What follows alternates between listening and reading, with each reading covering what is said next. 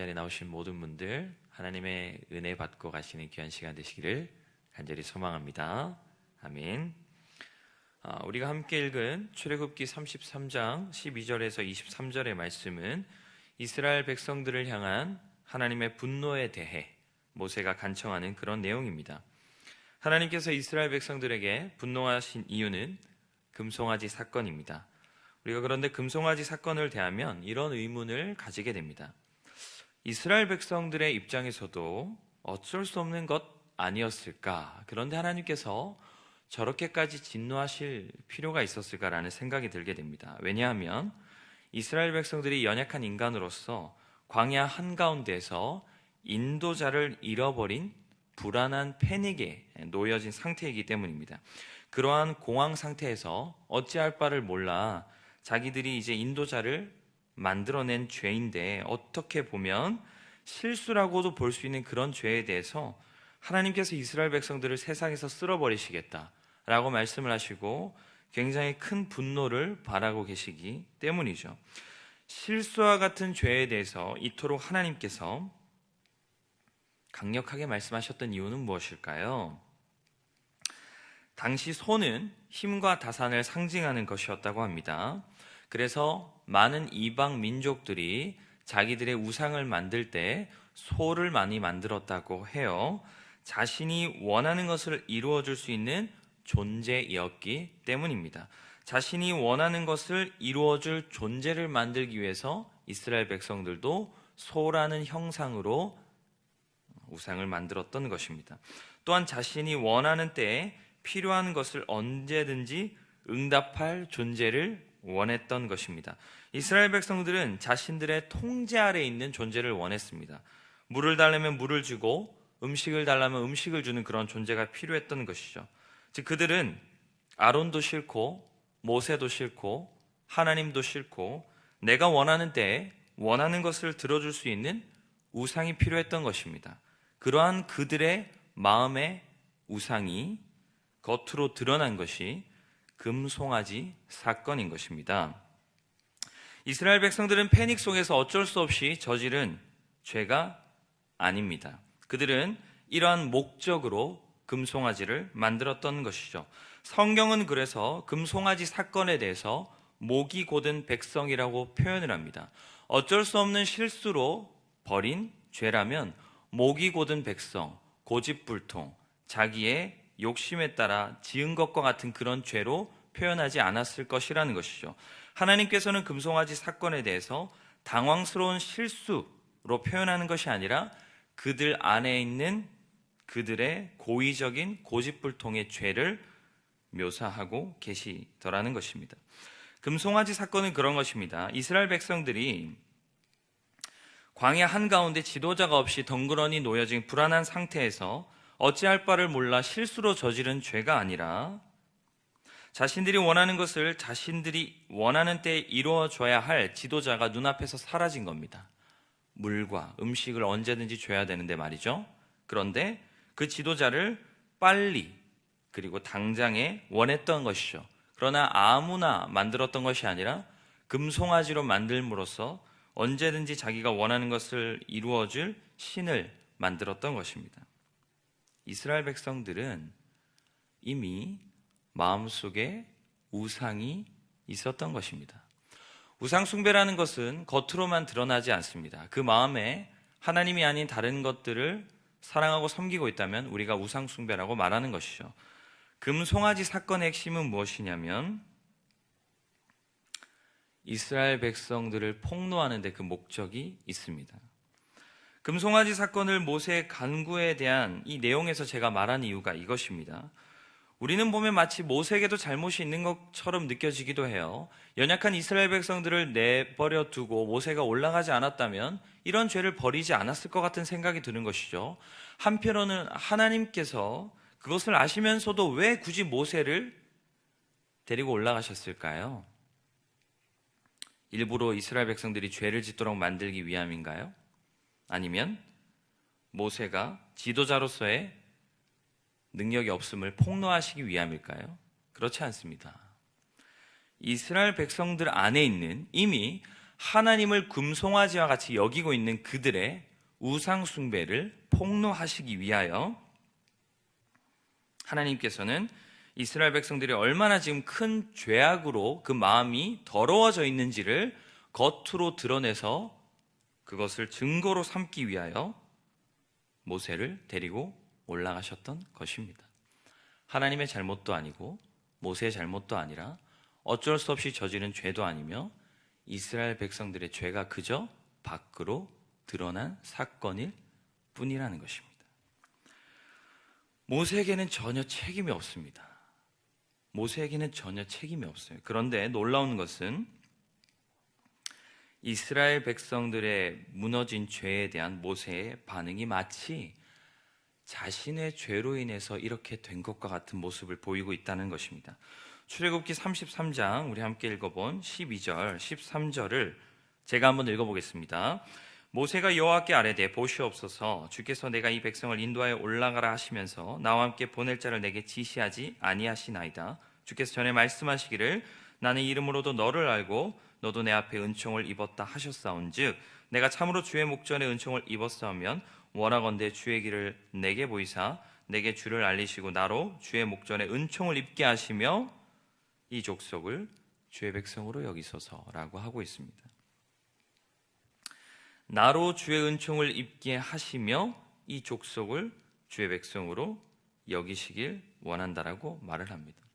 주님께 은총을 받은 이 모세가 그저 이 은총이 내게 머물기를 원하지 않고 이 은총을 이 족속에게 이 백성도 하나님의 백성으로 삼으시면서 함께 이 은총을 입기를 원한다고 말하고 있습니다. 이 은총이라는 것은 하나님께서 모세에게 베푸시는 독특한 은혜라고 할 수 있죠. 그런데 이 은혜를 자기만 누릴 것이 아니라 이 백성도 누리게 하셔서 내가 주님의 은혜로 살아가듯이 이 백성도 살아가야 되지 않겠습니까? 라고 말하고 있다는 것이죠. 또한 33장 15절을 보시면 모세가 여호와께 아뢰되 주께서 친히 가지 아니하시려거든 우리를 이곳에서 올려보내지 마옵소서라고 하고 있습니다. 이스라엘 백성들과 자신을 하나로 묶고 있습니다. 즉 모세는 나의 죄 없음을 우리의 죄 없음으로 여겨주시고 나의 은총을 우리의 은총으로 여겨주시며 나와 함께함을 우리와 함께함으로 여겨달라고 하나님께 간청하고 있습니다. 모세는 또한 출애굽기 33장 18절에서 모세가 이르되 원하건대 주의 영광을 내게 보이소서라고 말을 하고 있는데요. 영광을 보고 싶어 했던 것이 어떤 의미일까요? 여러 가지 의미들이 있겠지만 가장 중요한 것은 하나님의 살아계심을 확인하고 싶은 것이죠. 그러나 이미 모세는 하나님과 대화를 하고 있습니다. 하나님의 살아계심을 확인하고 있는 자가 왜 다시 하나님의 살아계심을 확인하는 영광을 구하는 것일까요? 이미 하나님의 영광을 충분히 누리고 있는 자가 왜 또다시 하나님의 영광을 원하는 것일까요?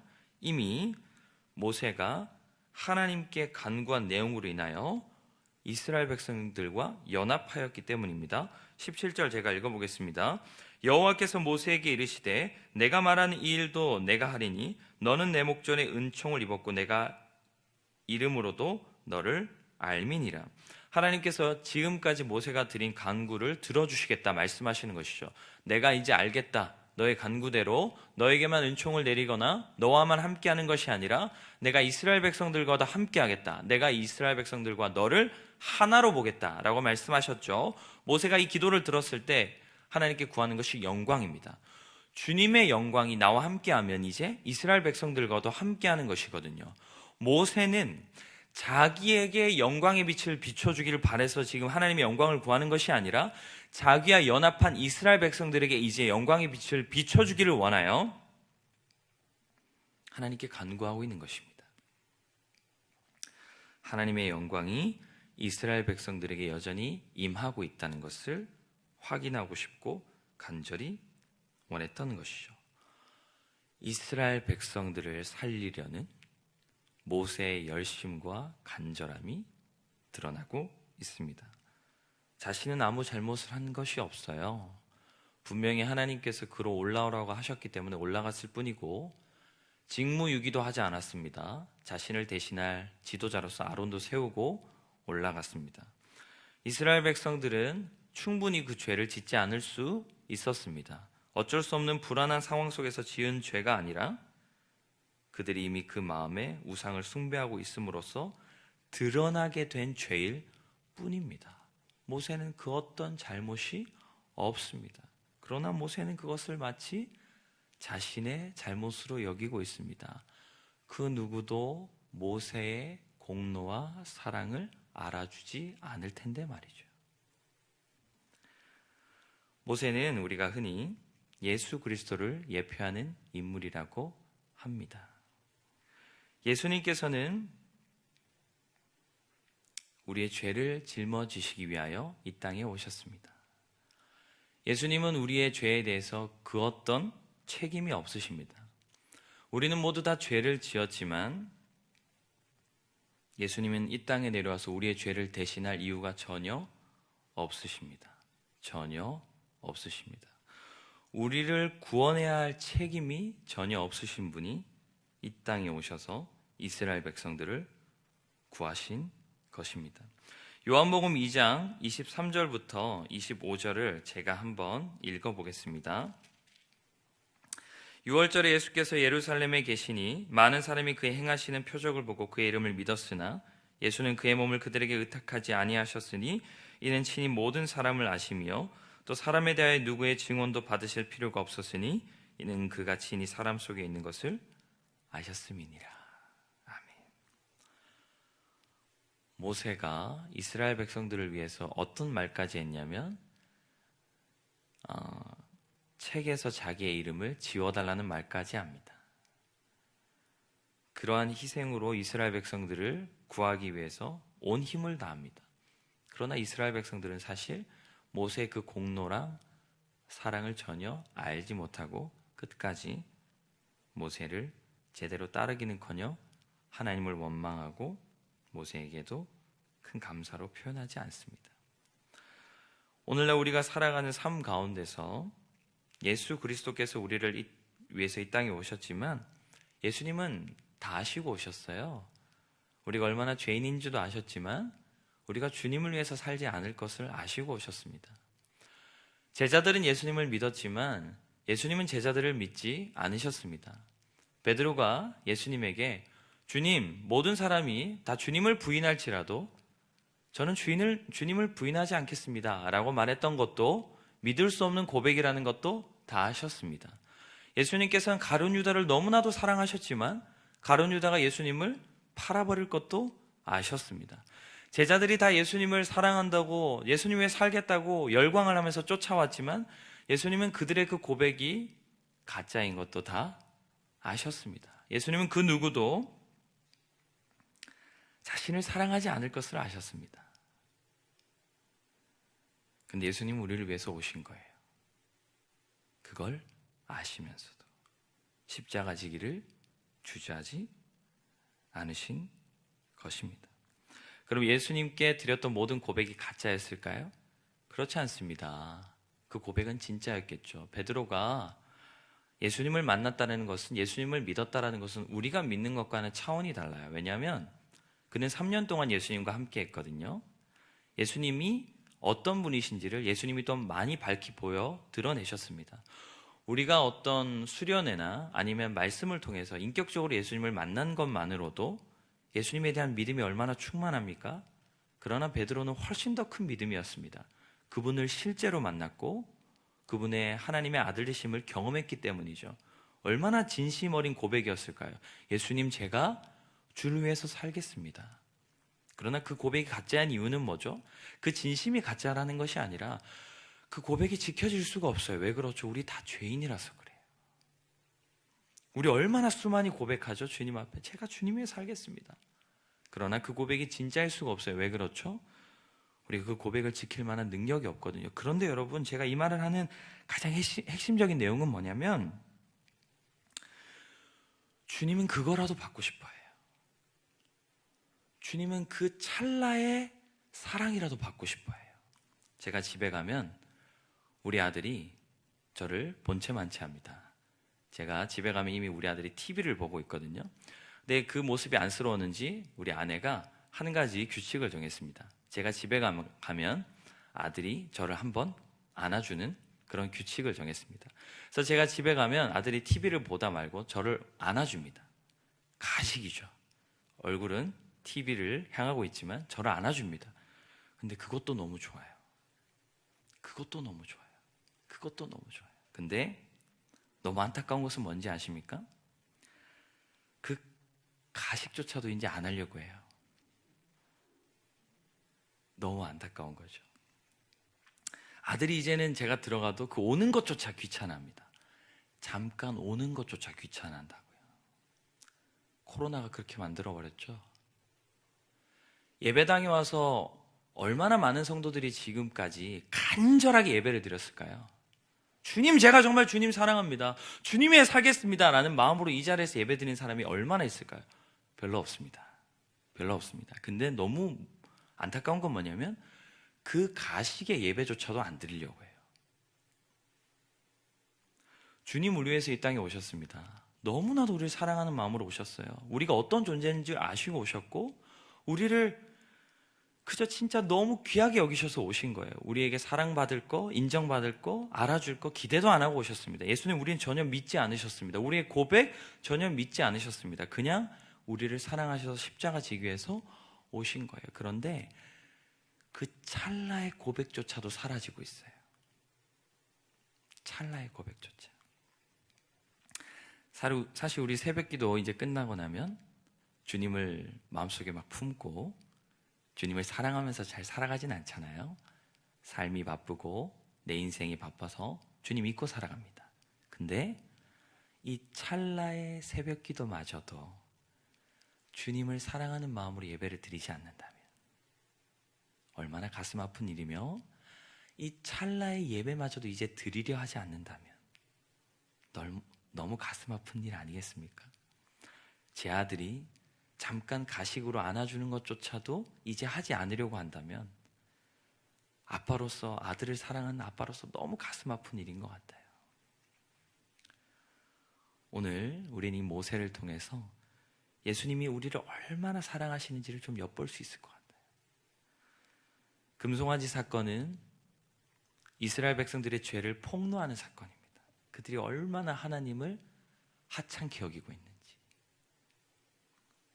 하물며 모세는 얼마나 더 한착해 여겼을까요? 근데도 모세는 그 이스라엘 백성들을 사랑해서 어떻게든지 살리려고 발버둥 칩니다. 자기를 알아주지 않을 것을 알면서도. 예수님도 마찬가지입니다. 그런 마음으로 오신 거예요. 우리 조금만 더 예수님을 사랑해 볼까요? 그 찰나라도 예수님을 위해서 살아볼까요? 적어도 예배 순간만큼이라도 예수님을 위해서 예배 드려볼까요? 우리 순간순간 큐티하는 시간만큼이라도 예수님 위해서 살아볼까요? 매일매일 24시간 예수님을 사랑하지 못할지 몰라도 찰나의 순간이라도 예수님을 안아드리는 여러분 되었으면 좋겠습니다. 그것만이라도 회복되었으면 좋겠어요. 주님 우리 믿지 않으십니다. 그러나 그 짧은 고백이라도 원하시는 것 같아요. 그래서 여러분들의 삶 속에서 그 짧은 고백이라도 회복되기를 간절히 소망합니다. 아멘. 기도하겠습니다. 하나님 아버지 감사합니다. 우리를 얼마나 사랑하시는지, 우리가 당신을 사랑하지 않을 것도 아셨고 존중하지 않을 것도 아셨고 당신을 생각하지 않을 것도 아셨고 심지어는 그 찰나의 고백조차 사라질 것을 아셨지만 하나님은 우리를 포기하지 않으시고 십자가 지기를 주저하지 않으심으로 우리를 위하여 이 땅에 오신 분이십니다. 하나님 이제 우리가 주님 위해서 목숨 바치는 거, 주님 위해서 내 하루하루를 온전히 주님께 바치는 거, 24시간 주님만 생각하며 사랑하는 거 하나님 불가능한 거 알고 있습니다. 그러면 적어도 우리가 주님을 사랑할 수 있는 그 찰나의 순간순간들만큼이라도 주님을 안아드려야 되지 않을까요?